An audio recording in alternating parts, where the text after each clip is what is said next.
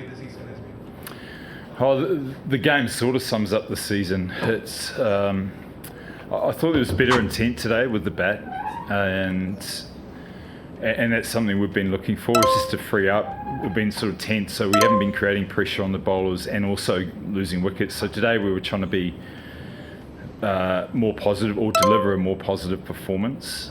I thought we showed that. I thought Brevis was outstanding, and again we're probably victim to a match-winning catch. It was going well. That was an outstanding catch. We had Ryan Parag in a game at Guwahati who took a great catch as well. So a couple of key moments there that they earned and did well. But then it was sort of like it was two teams that were nervous about winning, going hammer and tong on a tough wicket, and it was tough to watch. We created some chances, and which, to be fair, with the ball we have at times during this tournament, but we were just probably 25 runs short of a match-winning score. Yeah, it's a more positive performance, but again, there's still some clumsy errors at crucial times that it just put us back.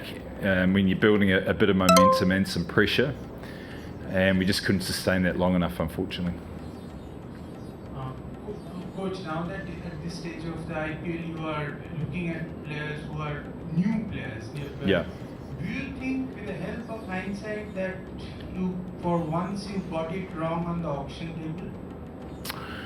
It's hard to say we got it completely right with the performances that we've had.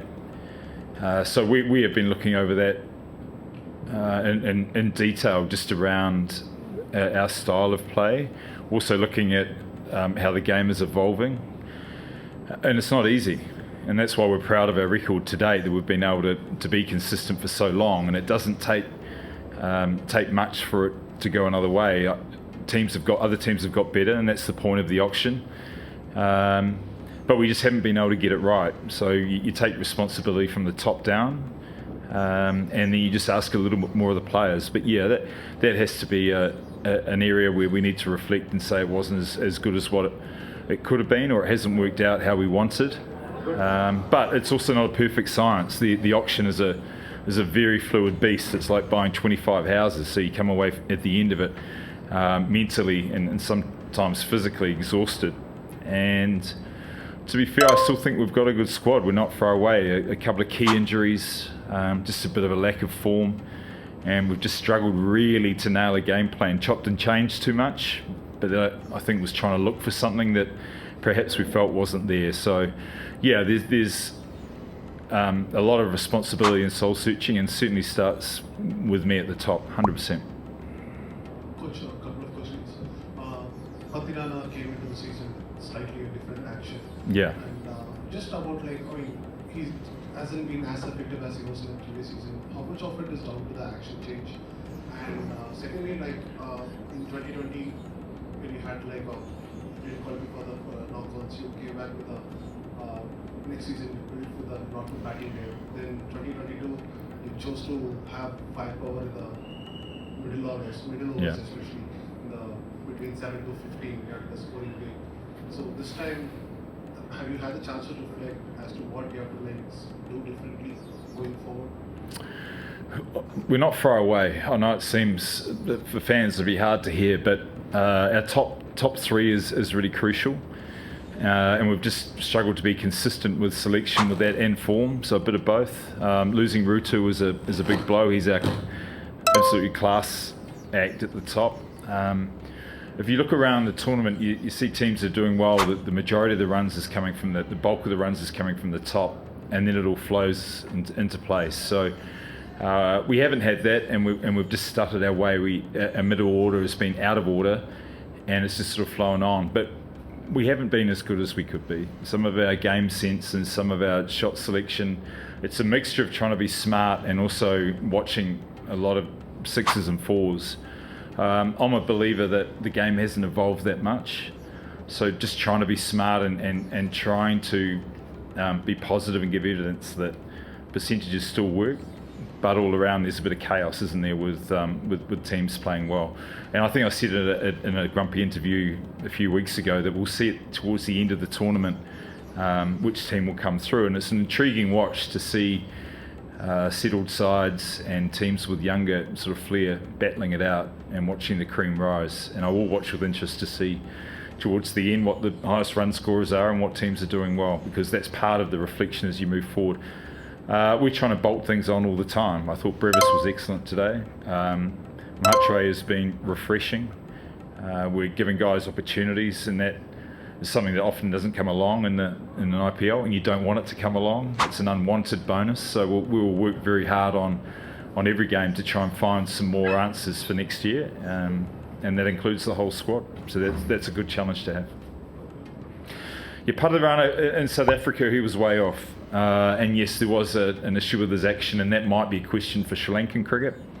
But we've certainly looked to try and get him back into form and get him back to what we think is his best action and his best opportunity performing well. He's not far away. He's made a massive improvement in the 2 months since South Africa. And we just hope he keeps making that improvement. Part of his evolution is he is going to try things and be asked to try things, and he will settle at some point on an action that will give him the best results. He bowled 2 good overs today, but again, it's just that ability to sustain the pressure, and with that action, you need to be spot on. So there's a little bit of leeway with that everything has to be in the right sync to go well.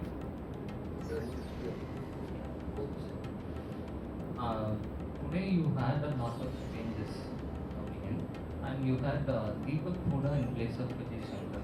Yeah. What was the exact thought process behind bringing that? Vijay hasn't been in great form. He is a versatility player up and down, but he hasn't had the returns that he would like or we would like. And it's that point of the tournament where we are looking for a little bit of change. One, to find out where players are at, looking forward, and also to give opportunities to players who are performing well or doing well in the nets and in warm-up games. We're doing a lot of work away from the stadium and just making sure that we are giving these guys the best opportunity to perform. So opportunities come when teams aren't clicking, and Hooda just got a chance today.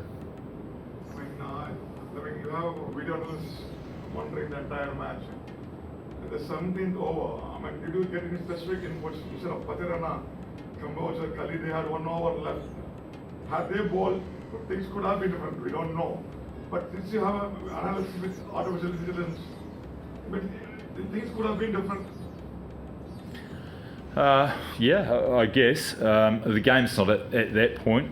I know England used to use a system of cards, but we've got a captain out there that's got one of the best cricket brains in the world who's pulling the strings, and I'm a firm believer that the beauty of this game is that it's predominantly still controlled on field. So I'm very loath to be instruction based. I know there's a big push for it, but I think upskilling players and doing a lot of work off the field is still the beauty of this game, and empowering players to think for themselves rather than becoming robotic is something that I'd like to treasure.